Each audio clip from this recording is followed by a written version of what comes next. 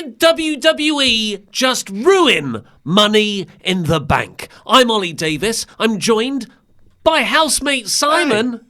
Hello. Say hi in the Housemate Simon section, everyone. Is of course because Luke and Laurie made the valiant effort of staying up all night last night to watch the Money in the Bank live streams, but that hasn't stopped Randy Andy Datson, who's also joining us from WrestleTalk.com. Well, amazingly, because we've done these new settings, when I pressed fade, it went to me. So all everyone saw was just me flailing at you to say you're ready to go. Okay, well that's good. At least you spoiled that surprise. Because we've had too many surprises, potentially. Of course, send in your super chats to Randy Andy Datson. He'll be manning them, and we'll get to them in the break. And press thumbs up, subscribe, all the usual stuff. Brock Lesnar's back, Simon. Ah, what? Yeah. Fuck. I'm into it. You knew that was happening before you watched the pay-per-view. So you were enjoying the pay-per-view, and then the Brock thing happened. I mostly enjoyed the whole show, and then the Brock thing happened, and that made me very annoyed and almost made me dislike the whole rest of the show. How was it knowing that Brock was already going to be there? Well, because I went into it knowing he was going to turn up, and knowing when he was going to turn up, and knowing exactly what was going to happen. I actually just left it. I was like, right, it's happening. I know when it's going to. So I actually completely softened the blow when it happened. So when I did actually finally see it, I did find it quite amusing. Yeah, so you took it with good humour rather than rage. If I'd seen it live, I would have been livid. Well, if you go back and watch our live stream, and when it happens, Luke just bursts out laughing, and Laurie just does this, and almost cries into his palm. Laurie, and I don't want to speak out of turn, but when me and Laurie are at home. He talks about Brock Lesnar a lot. Does he? Yeah. Prompted? Or does he just bring it up? Sometimes unprompted. He just sort of has a general disdain for what he represents, which is fine. But yeah, he's realistic on one side. He's like, yeah, I can see the business and all that kind of stuff. And then he'll trail off into a sort of blind rage about what it's done to his psyche. He gets red. He gets very red. So look, this is a thing that's happened, and I can see the case for it. WWE have sliding ratings. They've got the Saudi Arabian money to play with and all the Fox stuff. Like, you need a lot of Hail Marys at the moment if you're WWE to appease the TV networks. And Brock is one of the biggest stars they've had in the last decade, if not the biggest. So it makes sense to bring him back. Unfortunately, everyone who's lived through and stuck with WWE in these harsh 2 years has grown to hate Brock Lesnar. So this is sort of, I guess, a move to get back viewers with Brock Lesnar, but it's also going to piss off everyone that stayed with them. I don't think it's necessarily about the viewers themselves. Okay. It's about where those viewers are coming from, because ultimately the only part of WWE's business model which is failing, is specifically TV ratings. That hasn't stopped them getting the biggest TV deal they've had for a long time. Mm-hmm. Hasn't stopped them getting loads of money from Saudi Arabia. Hasn't stopped them developing territories all over the world and buying out everyone. So their social media, they are basically the biggest thing on social media that isn't called PewDiePie.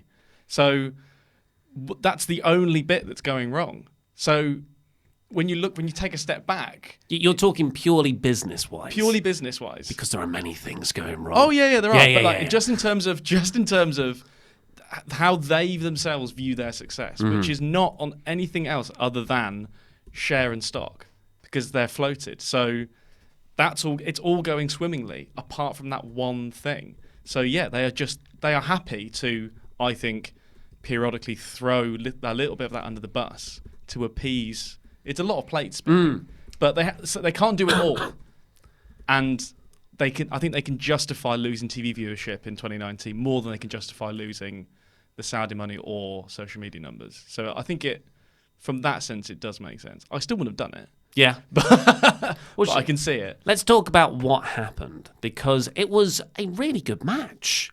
Great. That mum's Money in the Bank match. It's a mum on a pole match. My mummy in a bank match. Sorry, it was a Freudian blowjob. I mean a Freudian slip. that was one of the best Money in the Bank matches for a while. And I usually love all the Money in the Bank matches, so that's high praise. Yeah. I like the fact that in this one, there's been crazier spots, but the timing of this one was way better. I think it was slightly shorter than they normally are. This was just zipped by, yeah. It was just short 20, which I think normally they're a bit longer than that. But also, I just think every spot was just totally justified really quickly. So that everything had heat. It just played really, really well. So even though, like the Balor spot, that felt, even though you can watch that now and think, actually, there's been bigger spots. You could even say there's a bigger spot in the women's match earlier on. But because it was so well justified from a storytelling standpoint, it came out as a massive moment. I just think that's just really smart wrestlers wrestling smart. I thought it was really good. The one you're talking about it's Finn Balor and Andrade on the top of the ladder. I like how you said that. Andrade. Do you say Barcelona? Barcelona? not consciously. I'm just cultured. But they had a ladder wedged between the upright ladder and the rope, the ring rope. So you had a sort of parallel to the floor ladder, a table. It was a table ladder. Yeah, and Finn Balor his back's to that. Andrade does a sunset flip powerbomb over him into the ladder. Yeah. So Balor takes that, and initially like, oh my God, he's dead. But then Brian Alvarez pointed this out on Wrestling Observer Radio, that it looks incredible, and it's going to hurt. Like, I'm not sitting here saying, well, that was an easy bump to take. But it's not as dangerous as it looks because the ladder is on the rope, and that's going to bounce down, absorb a lot of the impact with that, and just throw you back up again. Yeah. And that's why he went so high. It was like taking a powerbomb on a trampoline. But so it was that perfect mix of, by the way, that's it looked perfection. great. Yeah. That's exactly, a big spot should be not very painful and look spectacular. Yeah, and I thought it ticked those boxes. And like you said, from their little feud that they've got going over the Intercontinental title as well, it worked perfectly. I thought, and it's crazy because Balor took that one, and then he took two less spectacular, much worse bumps. The one on the ladder that was on its side, because you just see it just doesn't move. It doesn't even move an inch. He's just got to take it. Yeah, so Corbin just choke slams Balor on a ladder that's on the ground, but not flat, up. Oh, if that makes sense. Yeah. Michael Cole said it was the hardest part of the ladder. Yes. Yeah, I suppose it would be. Yeah. Does that make sense? No, it's all hard, isn't it? I guess you could claim the joint perhaps is slightly sturdier than... I think if you had that ladder that big and you landed on one of the legs, it probably would bend. Rung. Yeah. A rung, yeah. Yeah. Well, it was gross to look at, whatever it was, but it wasn't as spectacular as that safer one. So you don't need to do all those flips. No. But because Balor had these three really rough-looking spots, the other one I think was Drew McIntyre's belly to back suplex over his head. But Ricochet was just lobbed out the ring, and he went through the ladder that was between the ring and the announcer's table. I keep forgetting that happened. Yeah, that was great. Yeah. And because when you have... They are so perfectly matched, because because McIntyre sort of billed him a few times, and he just has the perfect flight, but still kind of makes it look like he's like doing this midair. It's such a perfect landing. Yeah. Dead in the center, snaps it in half. It was awesome. Yeah, it was. I'm glad that one snapped, because that made if that bounced, that would have been bad. Ooh. Yeah, there's no give there. Those aren't ring ropes. Well, even the big somersault bit. Just to go back to that, didn't Guerrero do that to Edge once at another years ago, and he kind of flopped over the top and just brought him down. The way Andrade does this one, he properly gets height, goes first, and he does a full powerbomb. Like that, every part of it is such perfect motion. It was incredible. Also, there was a Spanish fly off of two ladders set up next to each other. That was from Ali onto Andrade. There were so many contrived ladder spots, like where someone puts the ladder, like, why are you doing that? But I never thought of that in the match because I was enjoying it so much. I love watching someone reposition it and you go, I wonder what they're going to do with that. Yeah, like Ali, when he set up the Spanish fly, he's looking up at the briefcase and then putting the ladder over here. Yeah. And then the commentator said, he's positioning it for himself. So what they made it look like was that it was only one side of the ladder that could reach the belt, which was sort of... Oh, okay. Yeah, which was quite... That kind of They works. tried. Yeah. And what else happened? This was how much I was enjoying the match. I really enjoyed Baron Corbin running round and hitting his moves on everyone. Yeah, that was amazing. Yeah, it was like, here's a deep six. Here's the choke slam. He has got really good moveset. Yeah. He's got a great. It's really cool. Yeah, he does. Yeah. So you can't. He's still wearing a waistcoat, which is a shame. But. It wasn't as good as Cesaro's old hot tags, where he just used to run around. But I thought it felt not on a par, but in the same sport. He did. Was it that at the point where he got the "You still suck" chant? Did he? Probably. So everyone kind of massively popped for something he did, and then just started chanting "You still suck," which I thought. That's good chant work. Yeah, I don't know. I'm not normally that into that. But yeah, you still suck. Yeah, we enjoyed that, but that was a fantastic work there. But I really loved Orton at the start. Yeah, where he just because I realise now that Orton now just wrestles memes. Everything he does is a meme. The table spot on the outside where he just did it to everyone, gets the chant, gets the Randy Orton chant. It's so bizarre that someone so detached from that world. He's just he's become a weird internet darling now. Where he just went around, did his bits, everyone thought it was hilarious and great, and then just got out the way. Yeah. For about 15 minutes. Because he's not going near a ladder. No. He didn't climb once, did he? No. Well, why would he? He's Randy Orton. He's not going to get on a ladder. Well, it hurts. Don't worry about it. So this all came to Ali by himself going up, climbing up the ladder, and everyone else. And this always bugs me as well. You've got 6 guys who are down on the outside of the ring, and Ali goes all the way to the top. That's enough time for one of them to recover. And then you have Brock Lesnar's music hitting. Andrade has the briefcase pretty much ready to unhook, but the sound of Brock Lesnar's music freezes him in his headlights. It was Ali, not Andrade. Did I keep saying Andrade? I meant Ali. Yeah.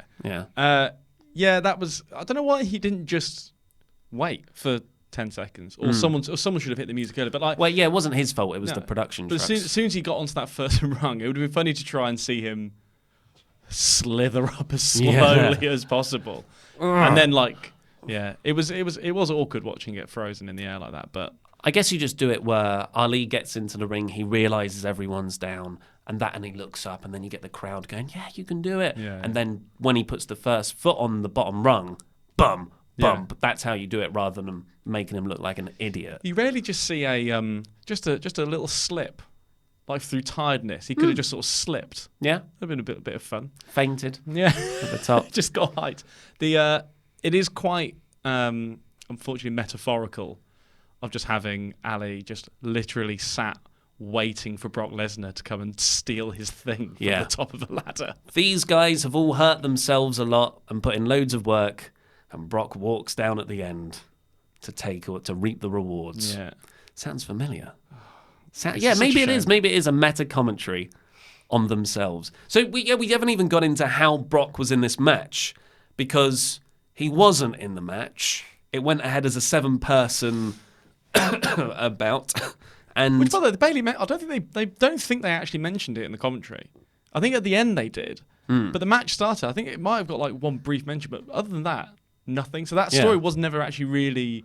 No one on screen ever went, well, how are we gonna Triple H is there as the authority figure all night, and at no point was there a scene where he went I was on the phone because everyone's on the phone. Yeah. Just going, well, we'll just have to make it a 7-man. I don't think there was even anything like that. Yeah, so this ties into what the story might be.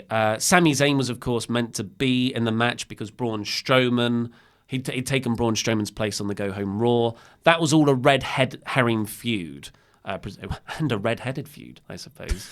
To sort of make you think that it was Braun who was going to take out Sami backstage, because Sami Zayn is found suspended by his ankles, hanging upside down by Triple H. Quite elaborate. Yeah. It's not like he got a wedgie or something. It was like that end of that Game of Thrones episode where you got all the body parts on the wall, making that sign. So, which made me think that it was, you said this earlier, like Aleister Black or Bray Wyatt. It just looked weirdly ceremonial. Yeah, like he was an upside down inverted cross. Yeah. And you said that immediately you were like, I'm not going to get excited. I can't. So, they're sort of setting up Braun Strowman's round backstage. Triple H tells him to get out, and Braun said, it wasn't me who did that to Sami anyway. So, I guess, for this to make sense, it was Careful. I know. it was Triple H or some iteration of the Authority who took out Sami Zayn and put in Brock Lesnar. Does this count as the wild card rule? I don't know how it would, because he's not signed with them in kayfabe, unless he's signed backstage unbeknownstly. The wild card is about shows, not about matches. But what show is Shane signed to? He's an Omni-Shane. He travels across both realms. Because the other way to think about it is, would they reveal some other figure who has been adjudicating the wildcard rule? If you know what I mean. Oh God, like another war in authority figure. Yeah. Linda's back. Well, it was, to be fair, it was weird having Triple H there anyway, because he hasn't been an on-screen presence really since the Batista match. It's been Vince. So when it cut backstage after the first match, I think, with Triple H on the phone and Sami Zayn walks in, I was like, wow, it's Triple H. Is he a babyface? Is he a heel? I don't know.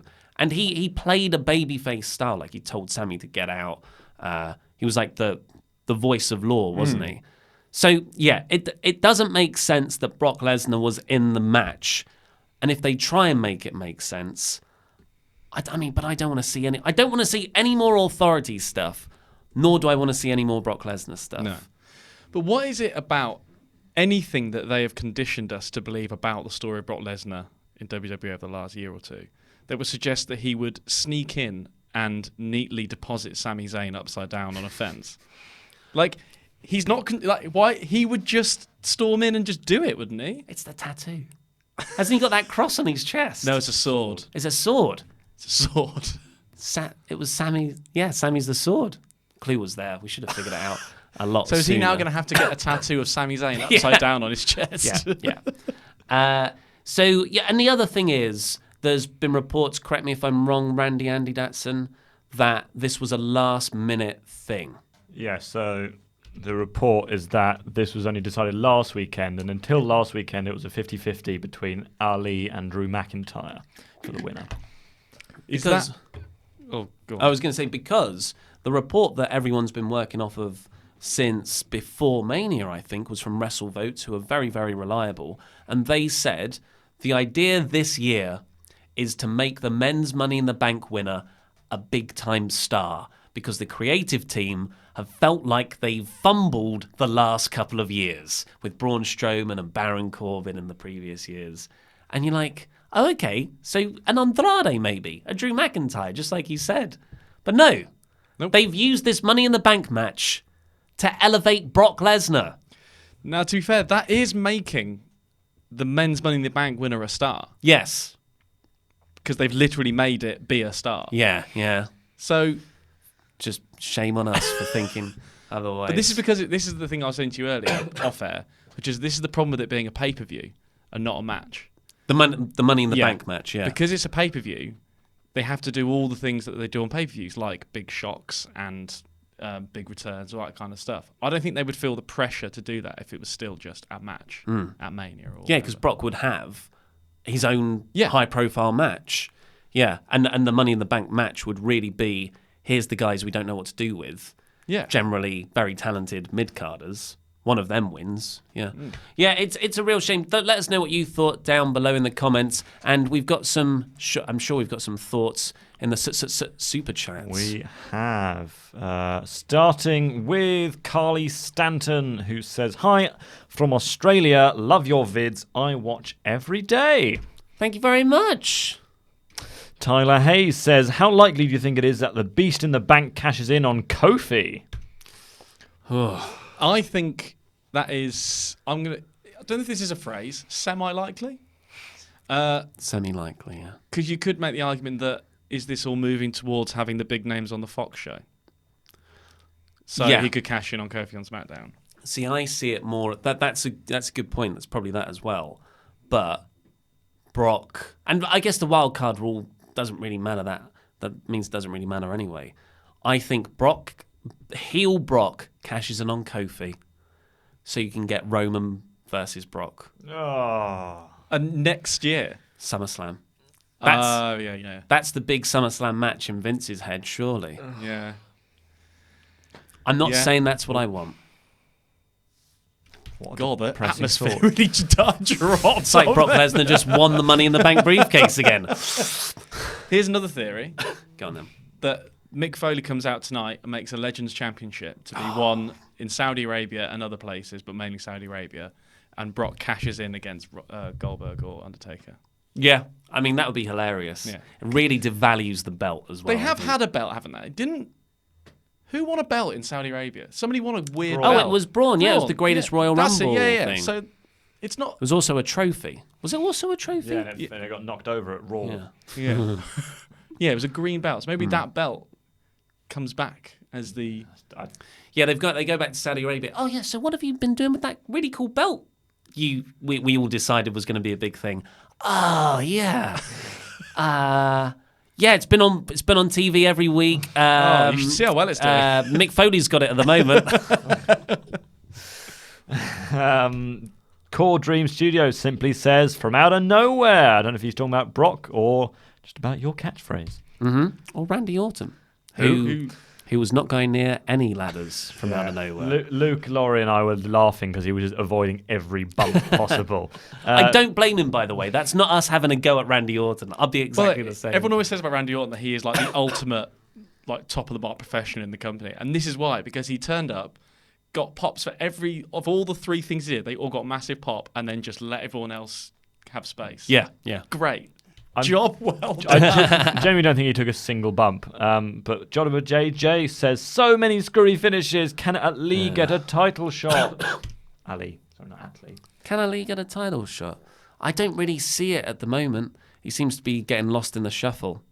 And it's all because Kofi got so hot. Well, he got injured, wasn't he? Was the yeah. So it's just it's so many times now, just one injury can just derail everything. Shadowed Past, no message. Donation, though. Thank you, Shadowed Past. Or her. The Rig says, rumours are Brock isn't keeping the briefcase. I don't know where those rumours are from, but if that's true, then fine. If that is true, why? What are the machinations that can actually take place for someone to not just lose the briefcase, but transfer it? Because that's happened before, isn't it? Yeah, someone just challenges you to a match for the briefcase, yeah. They had it with Owens and Braun Strowman last year. Big E comes back, gets the briefcase, cashes in on Kofi. Shut up. My thing is, I fully expect Brock to cash in on Seth at Saudi Arabia and win. I genuinely think. On Seth? They're going to do it again. I think he's going to cash on Kofi. We'll see. They tweeted afterwards. They tweeted to say, "Oh, Seth, are you ready now that Brock's got a title?" Maybe I'm throwing everyone off. DJ Chili Phil says, "Do you think there were more than a few botches? US title. I feel the announced team were ragging on the officials a lot for being, as you say, pants." I think the botches, as in something that wasn't meant to happen, were from the wrestlers with so many like busted open noses and heads with Lars and Samoa Joe. All those finishes. Those are the planned finishes. Yeah. So I don't think the referee, or like all those counts that weren't done, that isn't the referee's fault. Yeah. That's the booking's fault because that they've obviously told the referees to not count that rope break. Even the Joe Mysterio one, that is how the match is supposed to finish. It just finished quicker. Yeah. Everything that happened was supposed to happen, other than a match. Yeah. That should have happened. Tomo says, very sad that Corbin didn't win. Crying face. Love you guys. Love you too, Tomo. Yeah, we're all deeply. But I mean, like, they found a worse winner than Corbin. yeah, they did. Yeah, good point. I would love a Corbin victory today. Yeah, I actually don't mind Corbin. I think he gets a bit of a hard rep. I really like him as a performer. I just think he's overpushed. Like, I don't need to see 3 Baron Corbin segments every week. Nick Pursley says, very salty about Lesnar. Very stupid move. Also, Ali was holding the briefcase, staring at the beast running at him. Just take it and run, Ali. I agree. Why do they just go, oh, no, he's coming. What do I do? But imagine how much worse it would have been if he'd chased him down, beaten him up, and taken it anyway. That would have been even worse. If he just had to say we just when in Rome, just commit. Zach Lindner says, Ollie, can you do the Drake Maverick spot? Yeah, sure. Yeah. You know this one. I think I've seen it. Drake Maverick. There we go. Taisha DeMay says, or Taisha possibly, I think this Money in the Bank was far better than most, except for when Brock Lesnar came in and won the match.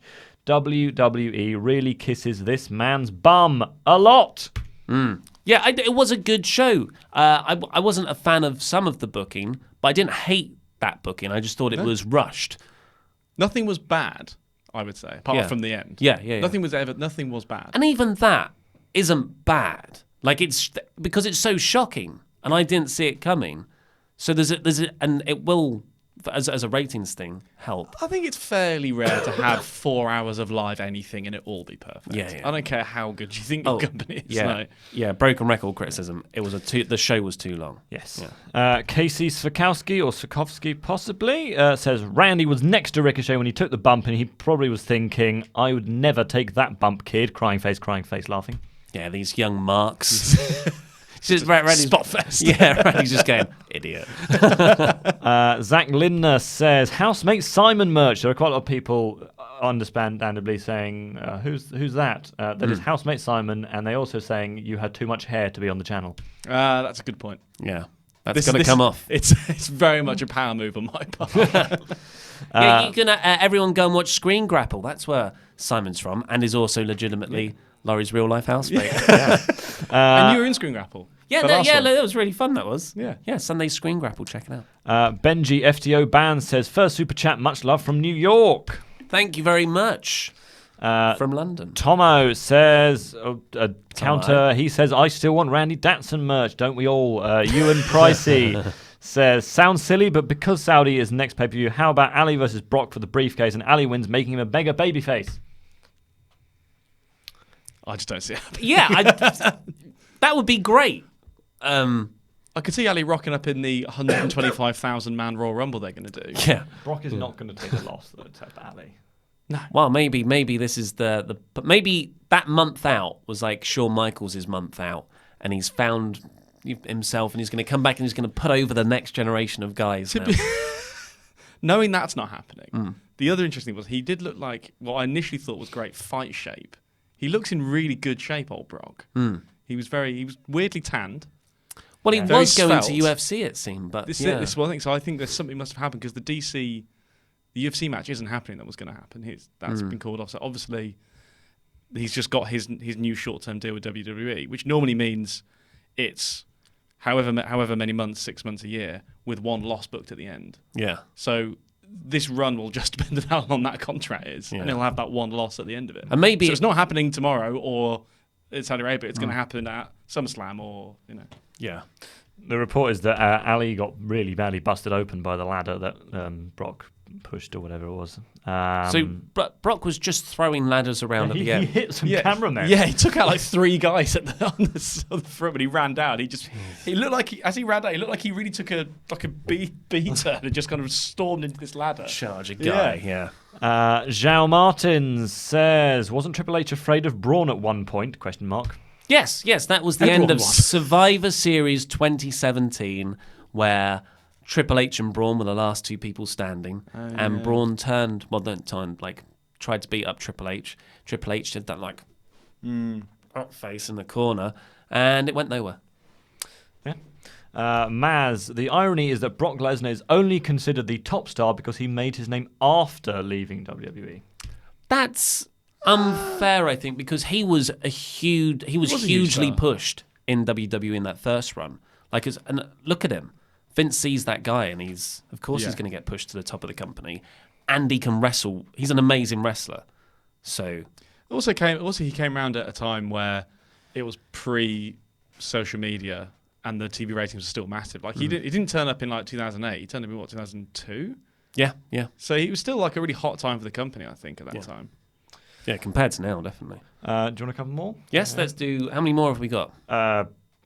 15. So okay, let's do 5. 5 more. Adam Southfield says, I miss Becky 2 belts. Becky 1 belt. She's not a 2-ball champion anymore. No, she's not. First attempt at. But she's going out with a 2-ball guy, so that's good. That's good. Jeffrey Pridemore, no message, but a little donation, so thank you to Jeffrey. Jeff. True Dill says, did anyone hear that lady scream at Kofi? You suck, Kofi! No? I didn't hear Ah. that. What, like just during the match? Some people were saying that Kofi was getting booed briefly. Oh, that's a shame. I To hope be not. fair, the crowd were a bit dead for that, I think, post. Bizarro. Yeah. It's a great match and a bizarre match. Daniel Godwin says Orton was the real Money in the Bank winner. Mister isn't taking bumps. Yeah. I love him. I thought it was great. I thought it was great. ... No message. But thank you Morse for your code. donation. And lastly, Lucas Mildrum says a woman's kind of ICUS title equivalent belt. Please don't. No. I don't What was think that? For the new belt that's Mystery being title. introduced. Oh, Like and mid Mid card. women's title. give that to Becky as well. My Let's get all the belts back on Becky. my feeling is that they wouldn't make Mick Foley do it if it was going to be a women's belt. That's a good point. Yeah. Although he did have some interaction with Sasha and Charlotte, I think, in their first Hell in a Cell match. Yeah. He was like, "Don't do it; it's too dangerous." Yeah. I'm like, yours, patriarchy. He's had quite a few sort of just kind of on-screen mentorship moments with the Four Horsewomen. So, Yeah.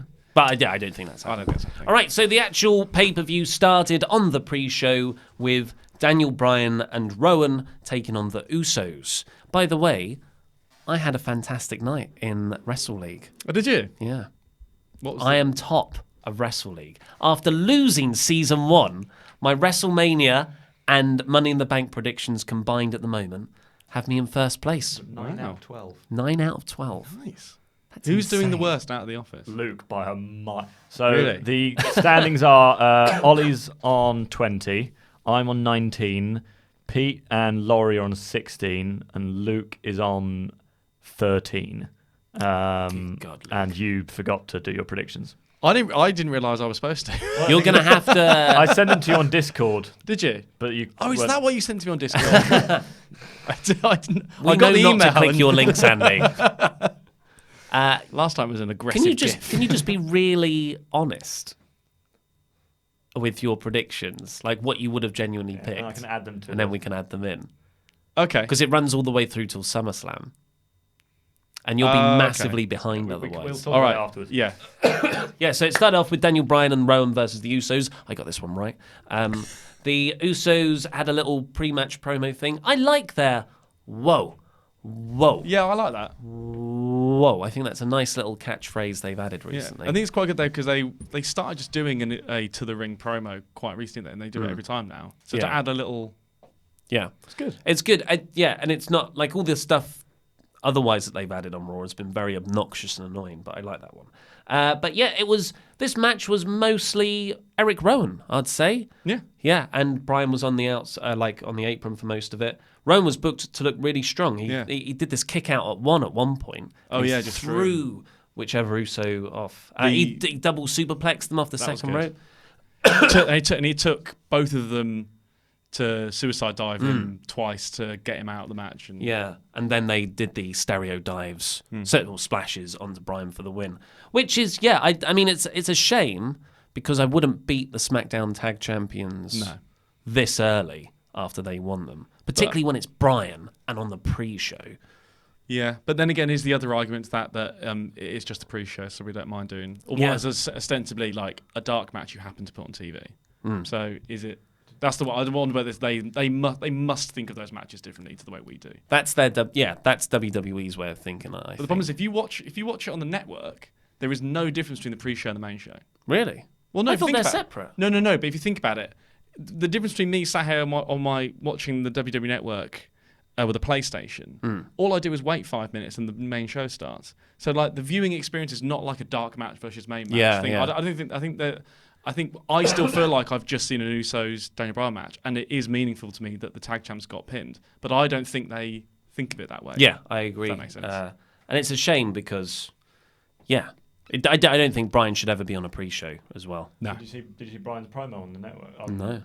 Yeah, really good. He does this amazing promo where he kind of talks about all his failures, but that it's like almost 5 minutes long, and then he kind of goes into sort of we are now gonna completely reinvent the tag team division. It was really, really like dark and serious, and saying like Yeah, and he really went into the whole people are killing the planet, and it is now. But yeah, definitely, it's worth a watch if you can find it on YouTube. Wish they put that sort of stuff on the main shows. So much stuff goes on the YouTube channel that should. That's excellent. They spent so much. They do so many promos on the show, and then put these really good segments on YouTube. It's probably because it's just the online team going, "Oh, can you just cut a promo? We need to fill our YouTube quota." And they're like, okay, boom. And it's unscripted. It's off the top of their head. Like Kevin and Owens, very good. Kevin Owens did a 5-minute promo talking to the side of a truck that was hilarious. Yeah. Like 2 weeks ago. And it's like, just to have him do that. Yeah. Titus O'Neil getting sung happy birthday to. Should be on the main show. One of the greatest things I've ever seen. But the main card, this was the main card, if you missed that transition, was the women's Money in the Bank match with no Alexa Bliss, of course. We had Nikki Cross in there instead. And I thought this was a cracking match. Yeah, I really liked it. There were some awkward bits when people sort of were stuck between spots and just kind of stood there like non-playable characters having a little moment. Well, the weird thing is what they didn't do in this match which is what sometimes we complain about with WWE matches, is they didn't all just powder out the ring. They actually all stayed in the ring and did a lot. So that's why they had to sort of meander around. But they could have just done a lot more, let's just roll out and hang around outside for a bit. It's not always a bad thing. But I thought Nikki Cross was really good.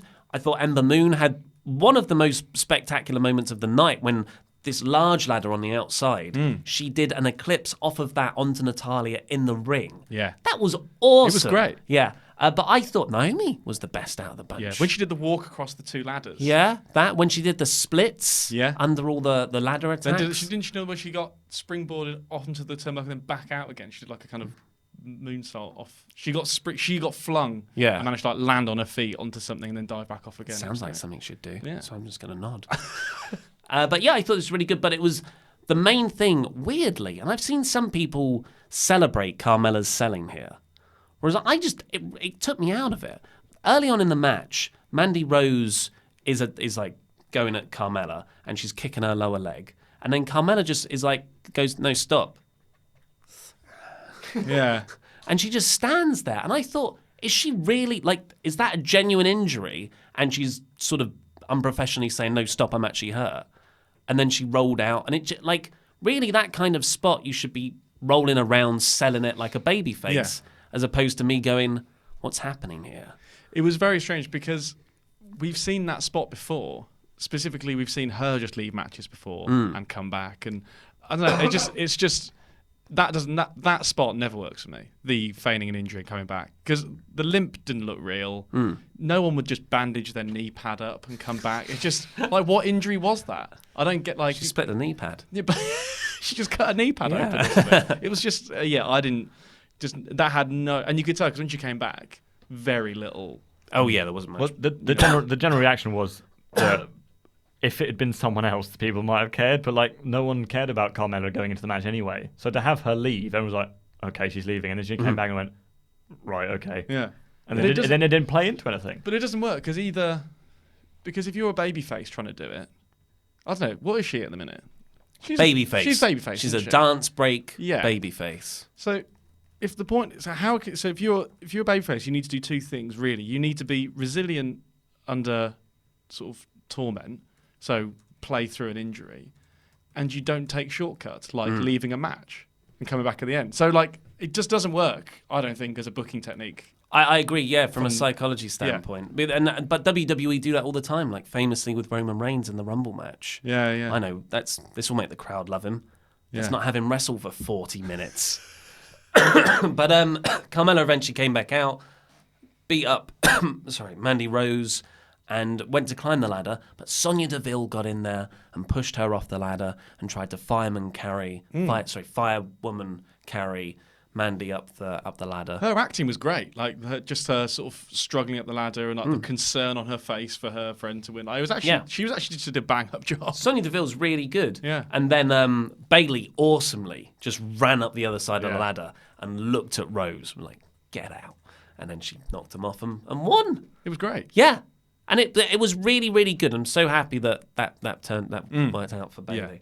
Yeah. And then she had an interview with Charlie Caruso in the ring and said, me and Sasha Banks built this women's tag division. but now I'm going to go for the title. How did you interpret that? I mean, I interpreted it as, well, obviously Sasha's going to come back and do something, have a heel turn on Bayley.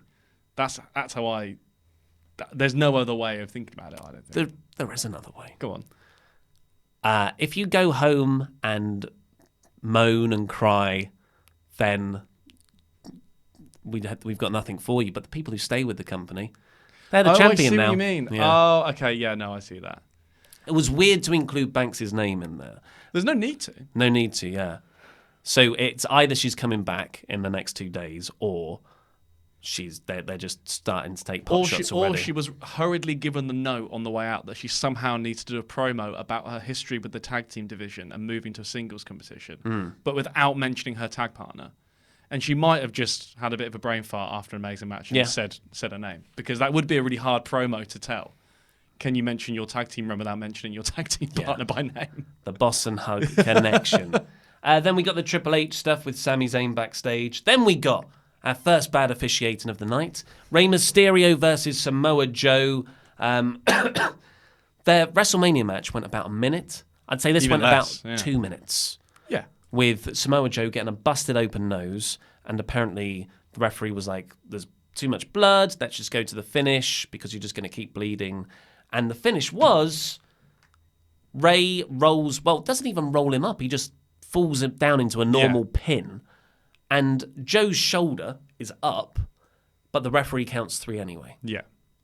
See, that says to me that just means that whatever the next pin was getting counted, because they were going to cut them out match off. Yeah. That's all that was, I think. But do you think that having the left shoulder so clearly up and the announcers pointing attention to it means that was the planned shoulder up to protect Joe in some weird way?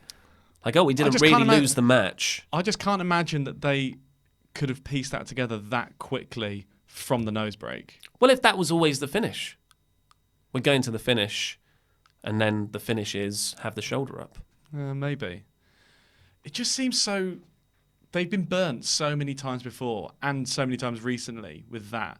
It just seems so odd to me to plan that. I think it was just the way Ray fell. He had he only had because he was the Hurricane Run, wasn't it? I can't remember. But he basically had doing the thing where he kind of has one leg behind and hooked one leg. So it just I just think it was just because he's so small and he's so big. I think it just kind of rolled him up a bit weirdly, and I think that was more of a mistake. Okay. Well, it was bad, I thought. And this US title is cursed. Like, it's been a year now, or 2 years of, as soon as you get that belt, you either disappear from TV or you get booked in crappy feuds with weird finishes. And Joe was angry, of course. Dominic came down, Eddie Guerrero's son, to celebrate with Ray. And Joe beat up Ray afterwards. But Dominic didn't get in the ring to help. Well, he did the thing, didn't he? When Joe saw Dominic, he went in again, didn't he? Which was quite cool. I did really... I know Joe seems to have exclusively feuded with children over the last sort of year, but I really did want to see him beat up that kid. Yes. I just wanted to see it. I just think it would have been great. I think he's got quite a heelish face. He has. It's like an ear piercing. He looks like a hipster. He's got a heel, yeah. Oh, yeah. So you're saying that I, not storyline wise, I just wanted to see someone a bit hipstery get beaten up. I think we all do, deep down. So, I mean, it's a shame because I think Rey Mysterio and Samoa Joe can have an excellent match. Yeah. And it's 2 pay-per-views in now. They've traded the title between them. And we've had about 3 minutes of action. It's really bizarre. So it's frustrating. Because also the feud is getting quite a lot of attention. They're getting booked quite high up the card. They're clearly building to this big story. And yet, but they're not having matches. Well, the belt is the prop. Dominic is the true prize here. They're going to trade him back and forth somehow. So is Mick Foley going to debut belt, the new belt as just Dominic? Dressed up as a belt. Then we got Shane McMahon versus The Miz in a steel cage. Which... I haven't seen a straight cage match for a while like that. Yeah, they've really overdone the Hell in a Cells, haven't they? Yeah. But this was a match that had bits in. I just really don't like Shane McMahon's character of I'm the best in the world, ha ha, that's a joke, and then he actually is much better than the full-time professional athletes. He's meant to be the underdog or a chicken S-word heel. Yeah. Not I will go toe-to-toe with you in the ring. And The Miz is hardly a legit badass either. But then weirdly, when it gets to the matches, particularly with The Miz, this is twice now they've done the Shane just trying to run away. So this is one of those things where actually this did all make sense. Shane was just trying to escape the whole time. He was being just snide, trying to get away. So but for whatever reason, it just didn't quite. Yeah. I don't think they actually did any. There's no reason why you'd look at that and go, oh, well, we knew that was going to be a mess. Because actually it kind of makes sense. I had such high expectations for this after the best match of the year they had at WrestleMania 35 with Miz Dad and the insane bumps they took into that golf cart. I mean, he didn't. Yeah, but he did that. This is another problem with the cage match. It's landing in the ring. People don't. I don't think you visually get how hard that is. So he did the big bump off the top, which is a huge when he gets dragged off the top of the cage, which was a huge bump, but just not as big as one they did a month ago. Not as big as one we've seen him do loads. Yeah, all the bumps Shane took, I wouldn't put in the spectacular Shane bump territory, and that's what this match needed to distract from how rubbish it was. I think. I don't think it was rubbish. Yeah.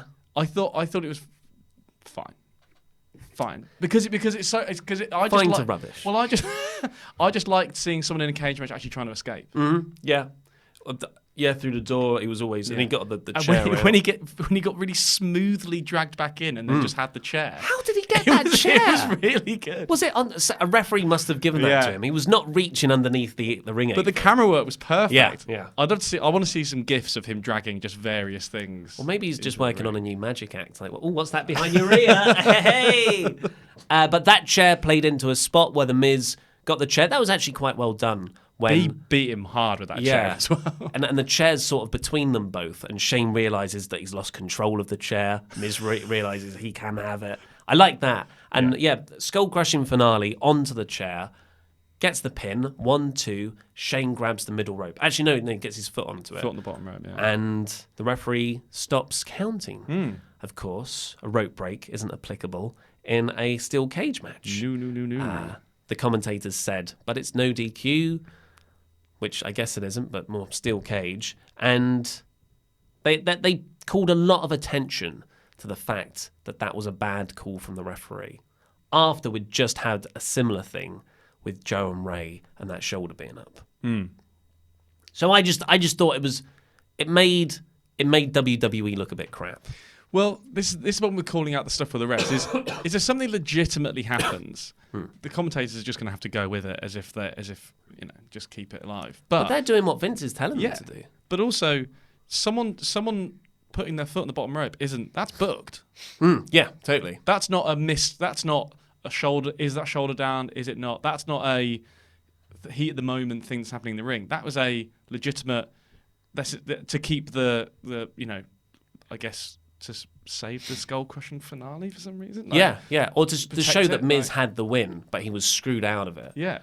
Well, just have an ODQ match and do something else. It was a really odd decision. Really odd. I wasn't a fan of it. And then they fought to the top of the cage, and Shane, being so sweaty, just slipped out of Miz's hands and fell to the floor. That's how toddlers get out going to bed.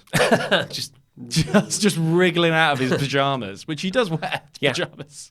This was another one I got right, and everyone called me crazy. They were like, "No, Miz will get his win back." I said, "But it's Shane McMahon." Got that one right. So then we got the first tease that Mick Foley's going to unveil this new WWE title on Raw. It was a silhouette of a title and not of Dominic. So maybe he doesn't play. As Dominic was lying down. Oh, what, in a sexy way? the Michael Jackson off the wall cover. Was that Off the Wall? Or was it Thriller? Thriller. Off the Wall is when he's in the jacket leaning. Yes.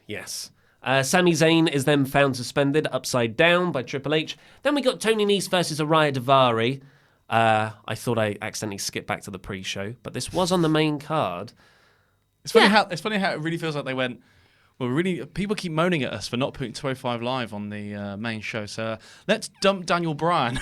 Yeah, and put this on. we can't win. Yeah, like, but they don't know what they want. Yeah. They say they want stars and surprises. We gave them Brock Lesnar in the main event, and they're all bitching and moaning. This was. Unfortunately, so the Cruiserweight matches for the last year, I'd say, which are pretty much just Buddy Murphy and Cedric Alexander and different combinations of those two. They are such good wrestlers. They make such loud slapping noises with their moves. And they start off with no one caring. And by the end of the match, a lot of people are into it. Neither of these guys had the charisma to do that, I would argue. Which is a shame because they worked well, but the crowd didn't care. I think the problem here is just I haven't watched a lot of 205 recently, but no, not recently, as in like overall, but Ever. I watched it loads when it first started. Yes, yeah. And then I went back to just like get, because I know what his character, like Ari Devara's character is, but like I just went back and started watching it again just to be like, have I got this? Because in my head I just went, oh, these guys just aren't over. And I was like, well, they've been doing it for a while, and they just the Knees character has now. It's never really crossed over with the audience. Devara's character just hasn't been around that long, I don't think, to really get over. So I just think it just didn't have the same. It just didn't have the same buzz. I don't really get Tony Nese's character at all, really. He doesn't really have one apart from "Here's my abs." They even said they made that a part of his character, that he has no character. It's a weird choice. I guess they took the belt off Murphy because they were going to use him on the main roster, but that hasn't happened either. I haven't seen him since. They're both great wrestlers. I think it's funny how context can sometimes mess with the booking a bit. Then we got Becky Lynch versus Lacey Evans in the first match. And I've got to say, I've been down on Lacey Evans. And I still am down on Lacey Evans. That's interesting, because I've always been quite high on Lacey Evans. I just think I've got nothing against her, but Becky needed a hot feud coming out of WrestleMania. I don't think it was the right decision to book her with someone who is quite obviously a fictitious character. Go from the realism of Ronda Rousey to this very fabricated persona, and someone we haven't seen wrestle at all. And we're meant to say, oh, okay, so they're on the same level now? When you just fought Ronda Rousey. So I thought that was a misstep. I was impressed by her moveset. Like, I quite enjoyed little bits she did in the match. There was a moment when she rolled backwards to get a pin. Oh, and did like a little splash. I quite like that. Yeah. And when she got the handkerchief out, it's very hokey, but it fits her character, so I like that. Yeah. What I didn't understand is why she made it rain like a carder on the way down to the ring. That was weird. Because when she did that, because Southern Bells. It was a Tomb Raider, wasn't it? Huh? I thought it was just a Tomb Raider reference because, the gun's in there. No, but why would it be a Tomb Raider reference? No, she's Southern Bell like. Why is she suddenly throwing money everywhere? When was that a thing? Yeah, that's what we're saying. Yeah. You can't make it more confusing with the Tomb Raiders. I can. Because I imagine I think we've misconstrued her character. She's a Southern Belle in the sense that, in the same way that, like, in a sort of There Will Be Blood sort of way, like a really rich oil baron Southern Belle. This piece over here, that's my land, and here's my straw, and I'm gonna drink it up. Drink up all your belts. It's a good impression. Thanks, man. It's one of my only ones I can do. Yeah. So that's. But that doesn't make any sense. No. Somebody had those guns backstage. I went, hey, look what I just bought. That's brilliant. Nailed it. You know what's weird as well is you can be a Southern Belle and do a gimmick of Southern values without actually being from the 1930s. Yeah. It is possible to do it. People are from the South. I haven't seen now. I haven't seen that ever done successfully. It's also, this is a Carter's gimmick. Of all the things to emulate, legitimately, probably objectively, the best wrestler ever to have lived, who's competing right now in the present day. What, Lacey Evans? Yeah, well, that's the thing. That's the guy you sort of emulate with Lacey Evans. I don't know. They were Lacey dollars as well, weren't they? Which Yeah. is literally Her face was on them, yeah. Because it was, yeah. Oh, yeah, I didn't get that. Well, it was a pretty okay match, better than I thought it would be, to be honest. And the crowd were really into Becky. But then, all those little Lacey Evans spots, though, just imagine how much more effective they would have been if you just had 5 months of squash matches to showcase those and to get those spots over. Whereas this was the first time I was seeing all those spots. So, because for every time she did the walk and turn, the 10 seconds she spent dabbing herself with a napkin could have been spent pinning someone. Exactly. Or giving someone like, because also it's not a lot of time to get over a finish like the women's right as well, which is just it is just a punch. So it's hard. I think you really need to see people put down with that. But ideally also stop giving everyone punch finishes because they're stupid. Oh, I like punch finishes. But people get punched all the time. But it's different. Meltzer pointed that out. Apparently, in the match, Lacey did just punch Becky, and he was like, if your finisher is a punch, Never punch. don't punch in the match. Yeah. Like, that's your end move. So that's how it sort of ended. Oh, no, she didn't hit did she? Is this where the weird ref not counting thing A happened? third weird piece of officiating, yeah. So Lacey has, sort of rolls up Becky. And I think it was a schoolboy or something, or a school lady. And the referee just looks at it, and I counted. It is at least a 3 count. No, not at least a 3 count. Like a 2.5 to a 3 count. Yeah. So I don't know, again, if that's something they booked to protect Lacey in defeat. Like, she did have her beat, though. Or if that was just meant to be a near fall that the referee was meant to count. Because then Becky reverses it into the disarmer, and Lacey taps immediately. It's a weird thing where when I sort of as it happened, I sort of went back a bit and watched again, just be like, did I see that wrong? It almost looks like that they had to wait for the camera guy to get around to see her spin out and reverse it. I don't know whether someone got in the referee's ear and went, just needed another 1 more second. Because as it cuts to the camera that actually catches the spin, it's still coming. So I don't know whether it's your production eye, that is. Yeah. So I don't know whether maybe they just had to wait an extra second for a camera guy to get around to actually see the finish. But the referee could just... Yeah, I don't know. It's just a theory. Yeah. But then after that match, Charlotte's music hits immediately. And I like that, by the way. I thought that was a really nice touch, yeah. So the commentators explained this match was meant to happen later in the night, but it's happening now because Charlotte has curried favour backstage, which is the weird turn of phrase they use with women getting stuff backstage. And it's not a long match. It probably goes a couple of minutes, and Lacey just hits the women's right on the outside behind the referee's back. Charlotte gets in. Becky rolls her up, sort of. But I was like, but you were just knocked out by the punch. And then Charlotte, does she pin her? I've lost track. Big boot and then pin. Oh, that's it. Off of the roll up.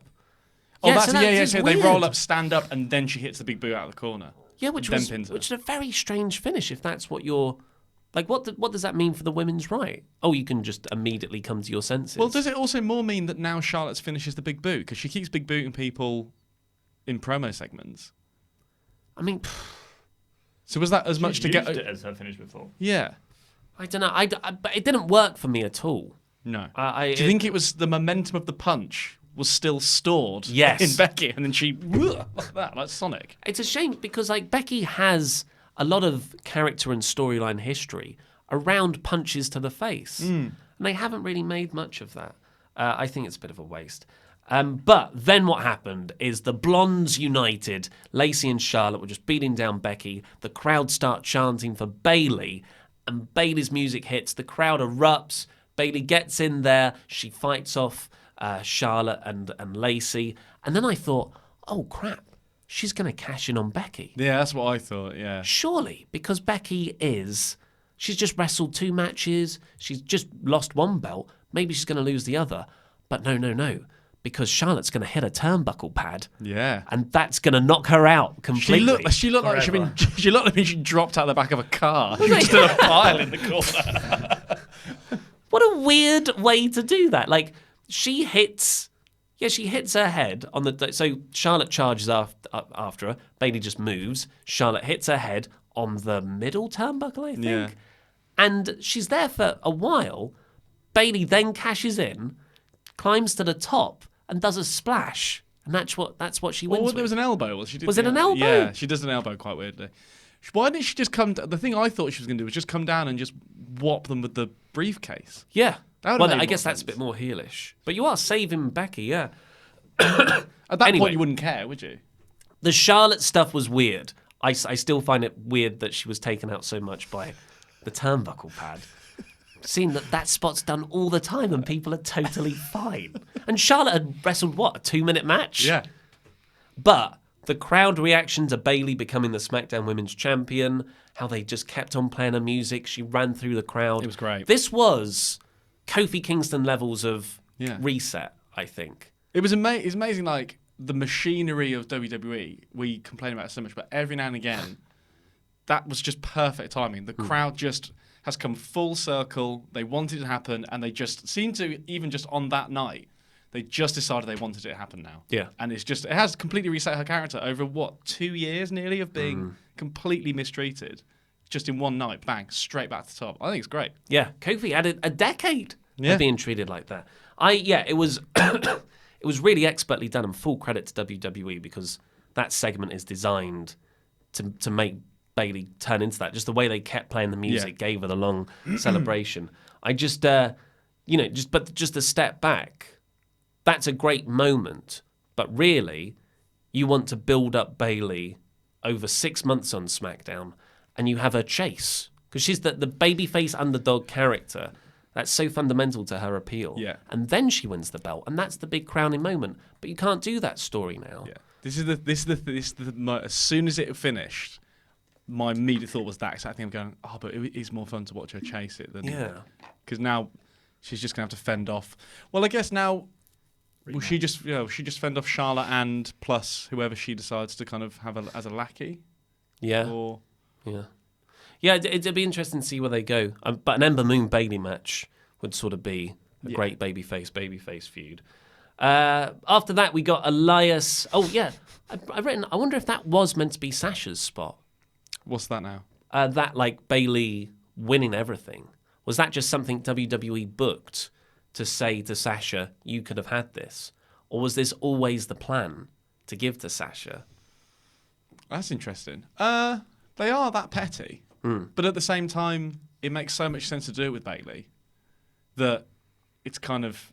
I think they might maybe somebody backstage thinks that is a bit of a stick in it to Sasha, but at the same time, they also do want to do this with Bayley. So it's kind of a kill two birds with one kill stone. 2 birds with one stone. Then we got Elias versus Roman Reigns. Thank God this wasn't a match. This was the backstage segment of this was hilarious. I've shown several people this who don't like wrestling gone, just look at this Scooby-Doo villain in a dressing gown, sneak up behind him and then just brain him with a guitar and then just walked out of the ring. Yeah. But so where they were, was Roman on his way to the ring? And was he just going to wrestle in that hoodie in the first place? Yeah, maybe. What Maybe he takes off the hoodie just before he comes out. The bit that I struggled to get was what was Roman being interrupted on his way to do? They were the next match, weren't they? But he was about to walk out in the middle of the crowd like Elias did. He was in the same corridor. They turn around and there's the crowd. So where was Roman going? Old Shield entrance.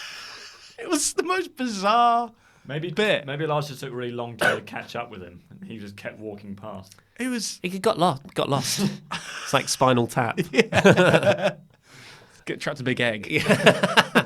But yeah, Elias came out and he, does his usual heel song on With an electric guitar now. An electric guitar, shades of Bob Dylan. I'm surprised they didn't get more booze. Yeah. But he said really, I thought it was the best delivery he's had in a long time. I've got an electric guitar here because the other one's broken. Yeah. Just like it was wasn't great. anything to do with Roman. I think they got a laugh from the crowd. Yeah. Oh, it did. Like Elias does get genuine laughs quite a lot. He is funny and he's got a great delivery. And even the way he tells everyone to shut up is really filled with like petty anger. I think he's great. Yeah. It's a shame his babyface run didn't last a bit longer because That was working. Yeah. Well, because I remember when he debuted in NXT as the Drifter, and immediately I went, no, don't worry about it. So it's taken him a while to sort of find his place in the character, but he's getting there. But he finishes his little song and he walks up the ramp. The big dog's music hits, comes out, Superman punch, go in the ring, bell rings, and spear for the win for Roman. Yeah. So yeah, that's. But it's weird good. that it was billed as one of the main matches of the night in a way. Like it had a promo package. It had quite a lot of build. It was odd to have it just blown off so quickly. So is that just the end of that? Is that just that's done now? Well, I think they're obviously going Shane Roman is the direction of that feud. So maybe Elias is just going to continue acting as McMahon's second there. Yeah. I don't know. It's good for the structure of the night, I think, because that really refreshed the crowd for what came next, which was this excellent Seth Rollins AJ match. Yeah. But for Roman as a character, like he should have so much momentum. But he doesn't feel like he has any of that. Like he's coming off a real life recovery from leukemia, and he's close to being back to old boring Roman again. And these segments like that don't do anything to help that.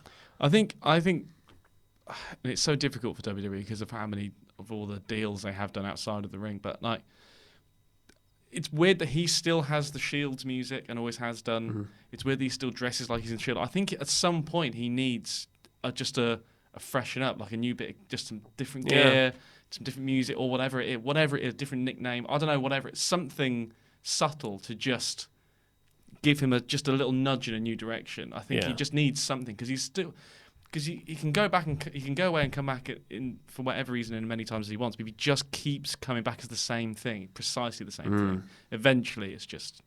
He'll never get that goodwill back because he just looks like the guy that we didn't like before. Yeah, same catchphrases. I don't think he hasn't added anything new to his character for years. But if you think even Rollins in the last year has had the Burn It Down thing and it was on his Beast tights, Slayer, Monday Night Rollins. Yeah, he's had loads of stuff. He just everyone just constantly adds stuff to their character. Good point. And he seems to be the only one that doesn't. Well, talking of Seth Rollins, we got some wrestling next. Seth Rollins versus AJ Styles.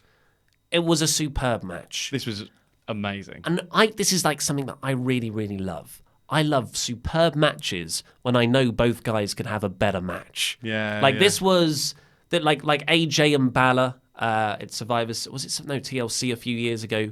Like they have a match where they do spots and they leave enough back where I'm more excited about their second encounter. Yeah. Because I know they're going to riff on bits. They've got more in the tank. This was a perfect example of that, I thought. Yeah, because there's moves that they both do that haven't even hit in this match. So it's interesting to see what they do. I think they will do it again. I hope so. They're on the same brand. Yeah. Wildcard. Everyone's on the same brand. But so many spots. The Falcon Arrow thing, the superplex into the Falcon Arrow that Seth usually does. He had a reverse suplex into an inverted version of that, which was really inventive. Loads of dives outside. There was one where like AJ dropped Seth's neck on the top rope. Oh, yeah. And then that gave Seth the momentum to run and do a dive on him. I thought that was really good. Great super kicks. But the best one was, you can say it. The step up into the Styles Clash was one of the most incredibly sweetly hit things I've ever seen. Like, it was so smooth and so clean and just, it was incredible. Smoother than Shane McMahon getting a chair from nowhere? Not as buttery smooth and delicious as that chair spot was, but close. Yeah. It was close. Was it better than the stomp into the RKO? That's what I was just going to say. Yeah. Exactly the same thing. The stomp into the RKO was great, but watching it back like with this, that's quite an easy move to do. Yeah. To go from the curb stomp into the Styles Clash position. Yeah. That if you told me that, I was like, well, you can't do that. Yeah. Because that won't work. But they made it work. The amazing thing about it as well is he actually genuinely does do the stomp. He actually presses his foot onto his head and they go down a little bit and then pop up into it. So the timing of it They could never have done that better. It was incredible. And it's because they're two of the best wrestlers in the world. And watching them wrestle was like watching, like I'd suddenly switched to HD. I was looking at the punches, and I was like, those punches are connecting, and those kicks are connecting, and everything looks real. Yeah. And then that's when I'm like, oh yeah, because AJ Styles is actually one of the best wrestlers in the world. He's not just the best wrestler in WWE. Yeah. And when he's put in these environments, he can really show that.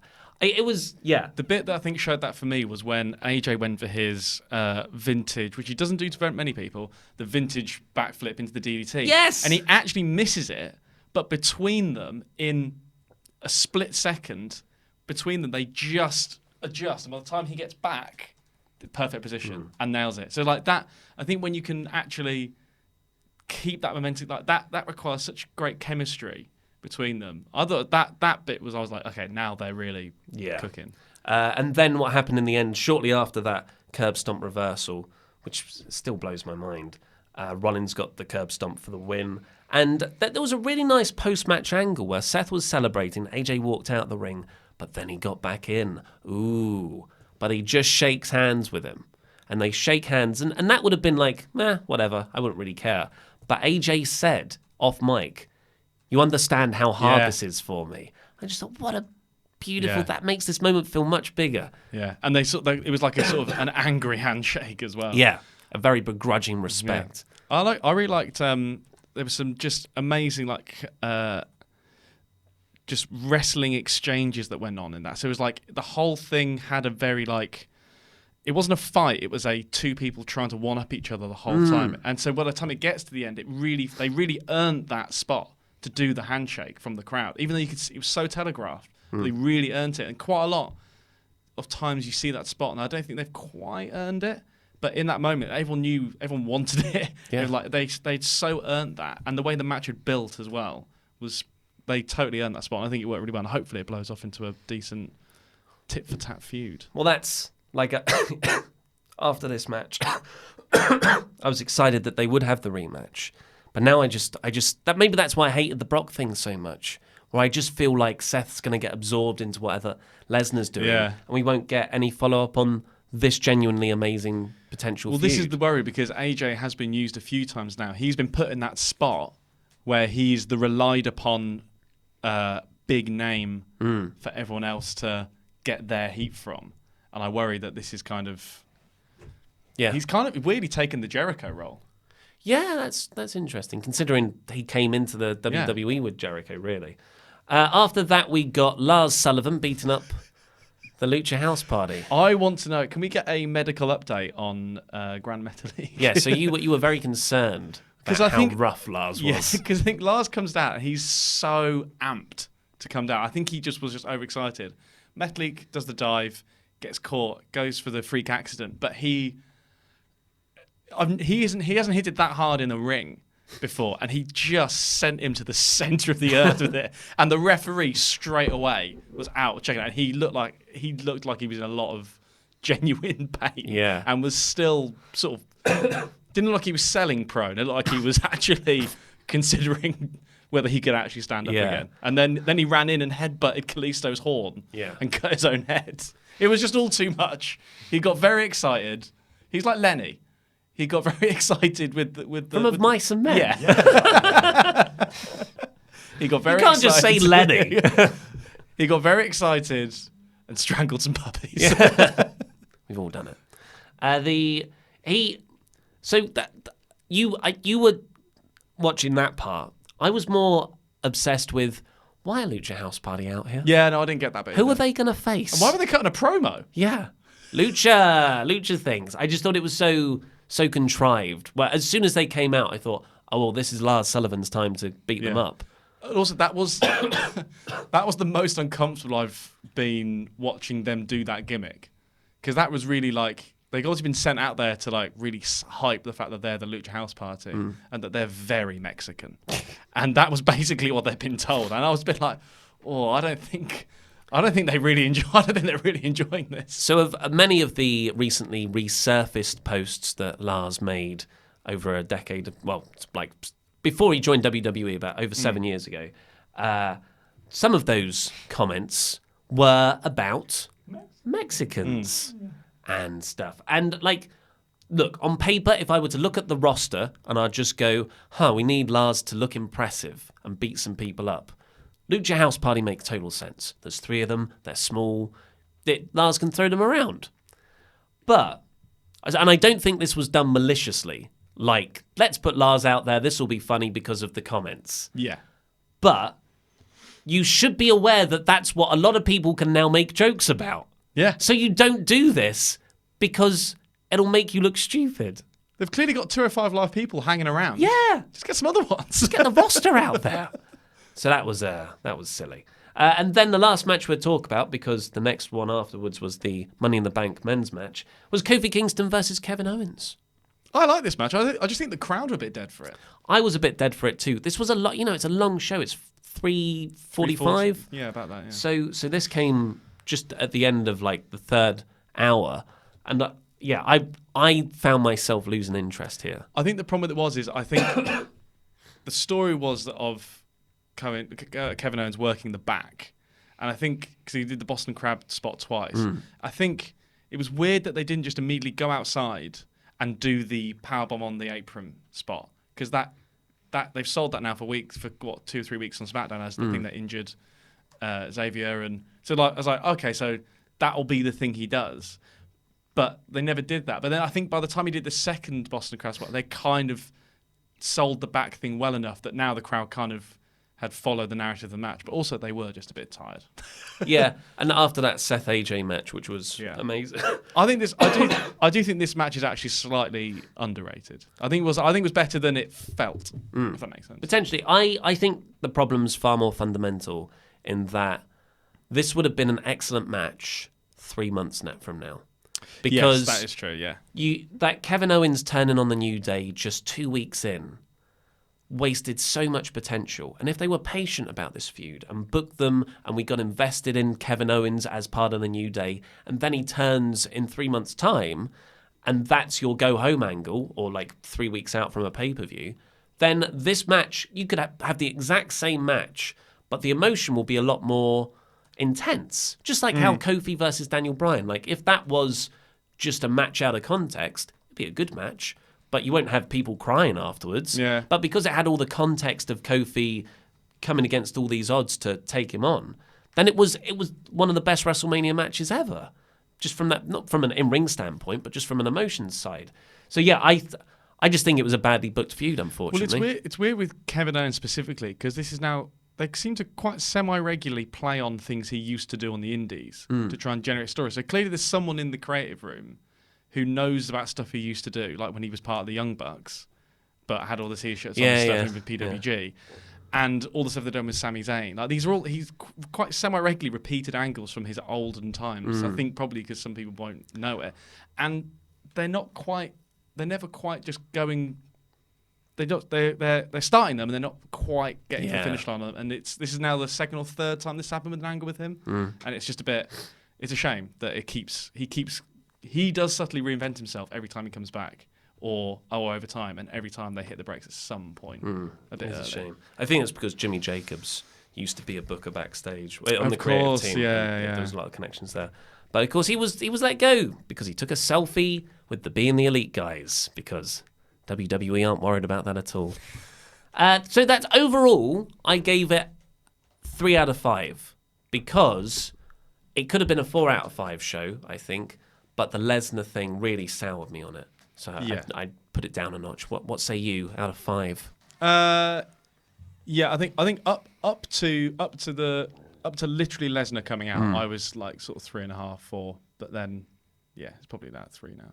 Cool. So let's have some super chats. Yeah, we've got plenty to get through. Lesnar has been confirmed for Raw tonight, apparently. Ooh, so might be getting that other belt. Interesting. He gets Dominic. Could he cash in on Mick Foley before he's even giving it out? No, it's mine.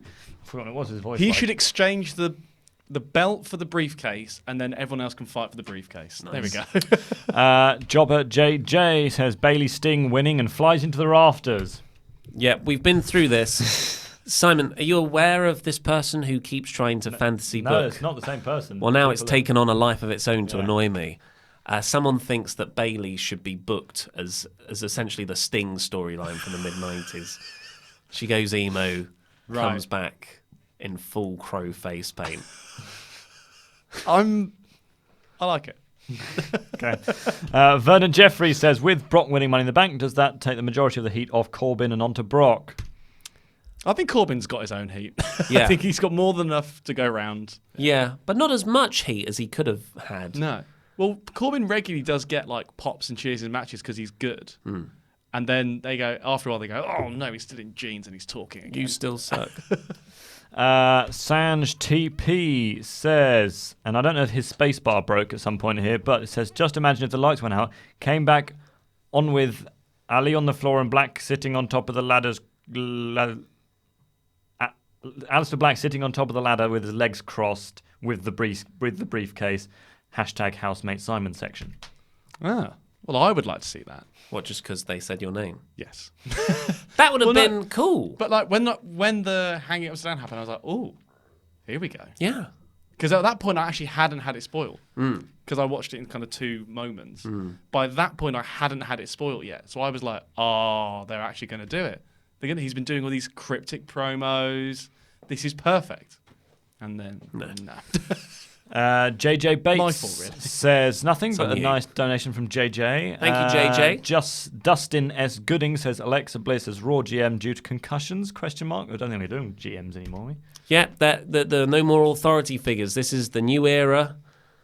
And there's no authority figures, but people do come out under other guises and make matches. So you can call them whatever you want. But if someone comes out with a microphone and makes a match, they are an authority figure. Yes. Jonathan Attiles says, I'm a huge fan of Wrestle Talk. Quick question, will Andrade get the push he deserves? I think he's getting it. Yeah. Well, it could have been massive if he won the Money in the Bank match, but yeah, I don't know. I can't get my hopes up. Greg Smith says, wasn't it rumoured of a women's Money in the Bank match being redone on Raw? Perhaps it's changed to the men's now. Have they done that before? I think they have. Well, they did that for the first women's Money in the Bank match. Given that they just announced that Lesnar's on tonight, I feel like they would have probably announced if they were going to do a second to get people to watch. No, but they love surprises. Blancomac 11 says, Brock WWE and AEW CEO, why are you so mad, people? Brock to AEW? Brock to be both WWE and AEW CEO. I think he's joking. Why would he be a CEO? That makes even less sense. I think he's just trying to annoy people by pushing Brock. Well done. William Buena says, the new title, a TV title, Ollie is the best, Ollie number 1. Ollie's section over there. Yeah. Well, where's your belt? I haven't even got this trophy. This trophy will be mine. The Wrestle League trophy emoji trophy. Oh. And all its £3 glory. £3 of gold. Yeah, we should do like a really serious video journal series, carrying that around the Mid-Atlantic. What was the question? Is the new title a TV title? Oh, a TV title. No, I don't think so. I think the Legends belt is a good shout. Hardcore, I think. Yeah. Definitely. Smithy or Smizzy says, what do you guys think? The excuse of saying it's okay for Brock to win Money in the Bank. Also, what are the rules of Money in the Bank again? But things like so the rule is that you have to be in the match. Yeah, which to be fair isn't an exclusive thing about Money in the Bank matches. I think they'll make it so Triple H or whatever authority figure put Brock in the match. That's the only way I can see this working. I guess would this chime in with if they do redo the match tonight, then there'll be some sort of weird 2 briefcase thing, and they'll have some really bad promos about contracts and going to the UFC, and it'll just kind of be a bit confusing. But that feels wild card. Yeah. Blake Carpenter, Ollie Davis, say my name. Blaine Shoesmith. Yes, it is. William Buena says, love you guys, best in the world. Thank you. Are. So are you, though. Chris Gardner says, join the stream late, so I don't know if anyone else has yet, but do you think it would have been better if Ali had jumped off onto Lesnar to try to take him out, and Brock catches him into an F5? Yeah, I think that would have been better. But that would... Having Ali do anything at that moment would have been great. Yeah. Yeah, all the 6 other guys who were also stunned into silence. Randy was fine. How great would that have been if they'd all at that point stood up and then all just beaten Lesnar back? Well, like the Shield will get up on the ring. And that's when Corbin climbs up. True Dill says, what do you think when Michael Cole said, "Oh my God, how is he alive?" with the Almas Sunset Flip through the ladder? The latter.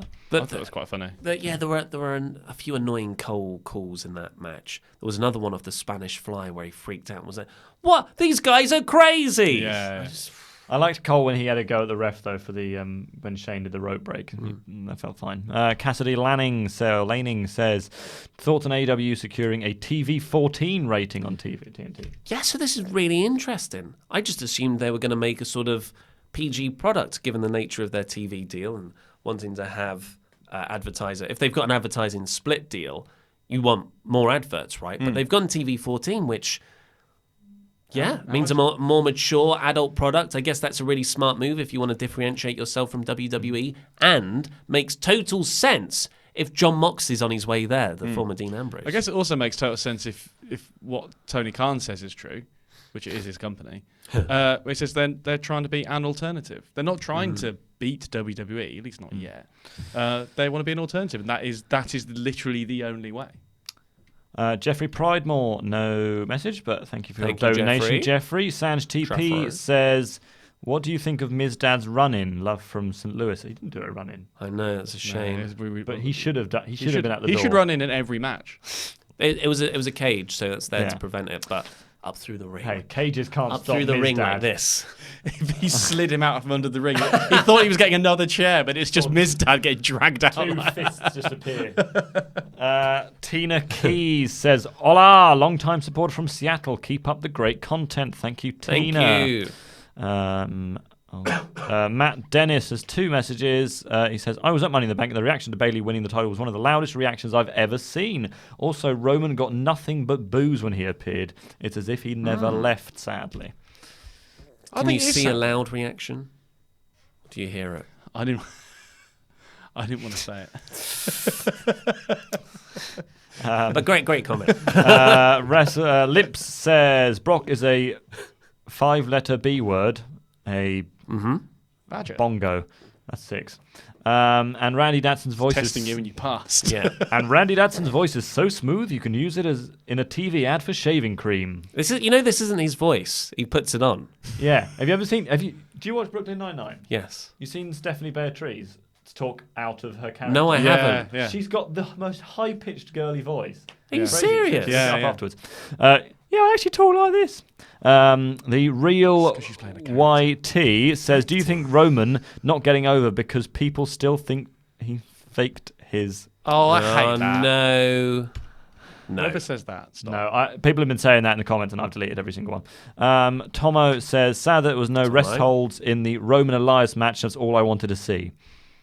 Well, we don't know that. Reigns could have been backstage Practicing his rest holds. and Drew might have just walked in, seen Roman on the floor. actually redid his neck. Sean Turner, this is Bayley, man. Right.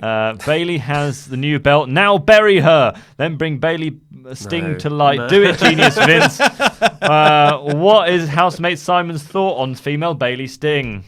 I'm a fan of it. I think we should do it. Yeah. Watch Screen Grapple. Shaggy Shadows says, watching Ricochet and Ali Spot was a definite Cyrax versus Sector Mortal Kombat dream match. I don't know what that means. You're a video game guy. Yeah, it's good. That's a good thing. Cool. Good. Sanj TP says, what is the best pay-per-view theme of all time? Oh, what, like music theme? Was My Sacrifice by Creed 2000, SummerSlam 2000's theme, or was that just a video package? No idea. Theme. That was definitely... Wasn't that the video package for the triple threat, I think. And also Triple H's leg injury. Oh, was it? Yeah. When you are with me. It was definitely the Guerrero music as well, the package. Maurice Love Creed. Robinson says, will Becky challenge Bayley to get her belt back? Hopefully not. Well, who, sorry? Becky challenged Bayley. No, I think move Becky, although Becky is listed as a SmackDown star, I believe. Right, Not that matters. Alvarez reported that she was going to be on Raw when she dropped her SmackDown belt. Well, will they not now do wildcard rule? Just they're all going to have a 4-way sort of for the That's not a belts, bad just idea. kind of protecting each other, attacking each other. Sure. Just wildcarding all over the place. Wildcard. So the count is that'll be 2 wildcards every week. So there can only be 2 left. Yes. That's what the numbers is in my head. I want Lacey to come out, and instead of money, it's cards. Well, everyone's just saying it was Money in the Bank. That's why there was money. No one else had money. Why did she have a money gun? Carmella had money on her outfit. She does anyway, doesn't she? She wears that sometimes. Sanj TP are now ribbing on the fact that I said he didn't have a space bar. Awesome time to have John Moxley debut and take the briefcase. What, from Yeah, Bayley? it's not a. It's not. I don't think that's happening. Tomo says Brock will cash in on Raw and become the new Raw Women's Champion. Hey, Kratos, Becky no belts. Kratos' forgotten son says thank you guys as always. Thank you, Kratos' forgotten son. And I will He's a patriot. He's very nice. He messaged me yesterday because he'd forgotten to get his predictions in on time, but he was so nice that I said he could do it. So that Well was done. very good of him. Judah says, will they do a who done it angle with Sami Zayn? I mean, it was obviously Brock, wasn't it? Unless Yeah, but Was it? Or was it like a Triple H goon because Triple H and Brock are working together? No. I've got no idea. I don't Yeah, think Paul I have no Heyman did idea. it. Miz. Oh right. So what did you think of Miz Dad's run in on the Indies when he did it the other day? Oh, I haven't seen it yet. I didn't. I know it happened, but Yeah. I don't think he really did much of anything. He I just think sort he of just appeared. squared up. Yeah. Joshua Rollins says, "What about this? The lights go out on the ladder match. Wyatt shows up and smashes Orton. Lights out. He leaves, and the case is gone with him." So it does seem weird. Again, so the thing that's thrown everyone off is the ceremonial nature of Sami Zayn being hung upside down with chains around his feet. That feels like someone doing something creepy. So to have it just be, it's either going to be confusingly that's happened at the same time as Brock turning up, and they're actually unconnected, which is mental. or they're going to claim that Brock did it. I don't know. Yeah, It's Lesnar very beatdown confusing. should just be a guy and rubble over him. Yeah. True Dill says, "What would be a good name for the new title?" It's going to be the Depends Legends what it's title, for. isn't Yeah. it? The Legends Championship. I don't think it is. I can't see him doing that. The Saudi Arabian best in the world, The oil belt. beautiful city of Jeddah. Please visit. Championship trophy. Cummerbund. Yeah. Keith Gilmore says, how many wrestlers does Shane have to hurt before they stop pushing Shane like he's some top talent? I hate watching him. I don't like watching him punch and kick people legitimately. That's not that fun. Well, it's snuff, isn't it? We have 2 more. Angle Kenshin says nothing, but thank you for your donation, Angle. And Samuel Newsom is our last one. It says, Brock is going to throw Seth into the rafters. Gone. It's quite high, isn't it?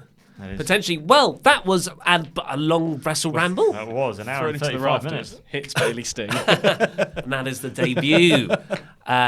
So yeah, but thank you very much for all joining us and for your very generous super chats as well. And please click the videos, I guess, that have just appeared on the laps, but on our desk here. One of them will be Screen Grapple if you haven't watched it. Me and Simon did that yesterday. It's really funny. I've been Ollie Davis. This has been Housemate Simon. Over there was Randy Andy Datson. And that was Rambling.